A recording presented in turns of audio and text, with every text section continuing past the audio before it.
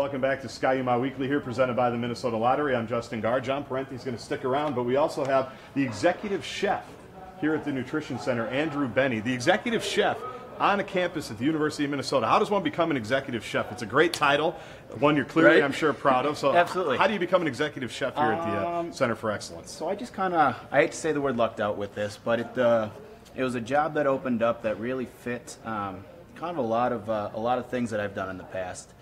I've done a lot of private chef work with a few different athletes, a few professional athletes, working on their nutrition, their different things.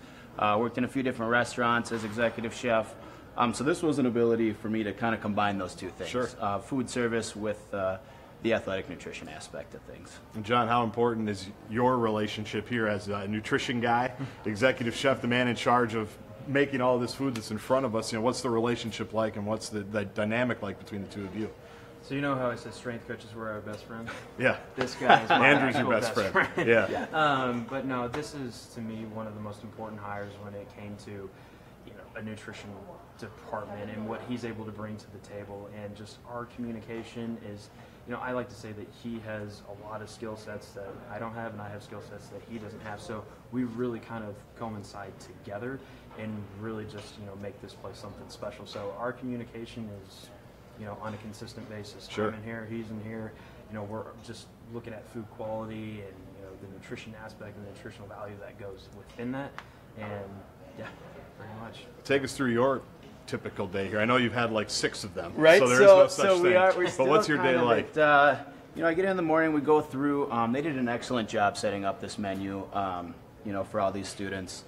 As far as, and we'll go through some of these, the biggest thing is when they set up the menu is a lot of different options. A lot of different options for different nutritional needs, for different tastes, for different palates. So it's kind of getting here, going through, talking with John, talking with my staff, and just make sure everyone's getting on the same page to make sure we're ready to go for the day. How big is your staff? I just took a little quick spin around everything. A lot of people working for you. Yeah, so we got a pretty big crew here. So we definitely have people at each of the stations that you saw when you came through, to make sure we have a guy here and here. So that way we can make sure that we're really focused on each and every station, and nothing gets put on the back burner at all.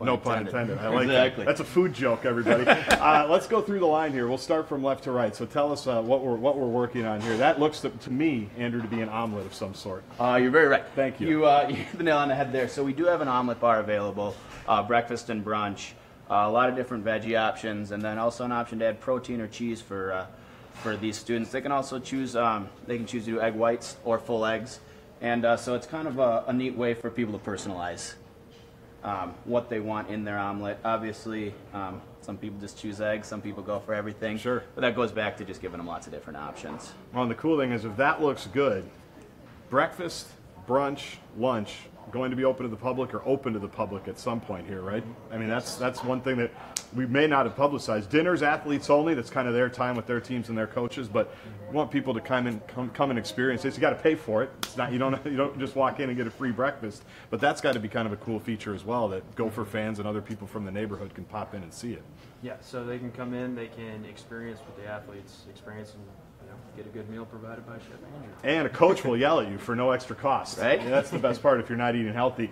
Sandwiches, fruits, salads, and then we'll get to this. This looks like it's going to be mine. But excellent. What are we so working on here? top of the different entree options we're providing, we'll always have a sandwich bar with I think 5 different proteins on it, so a lot of different choices, a lot of different toppings, a lot of different sauces, as well as an extremely extensive salad bar. Right. So that's another really, really great bonus for these athletes and all the students to come in and just really, if they're not feeling this or they're not feeling like eating that, they can always have tons of different options on those 2 stations there, the salad and the deli side. Well, I think one of the encouraging things is in the small sample size, it sounds like the vegetables are flying off the shelves here. Have you found that to be true as well? So parents watching, your kids are eating their vegetables. That's terrific. But that's got to be good, right? Vegetables are flying, and that's great, and that's kind of what we're hoping to see.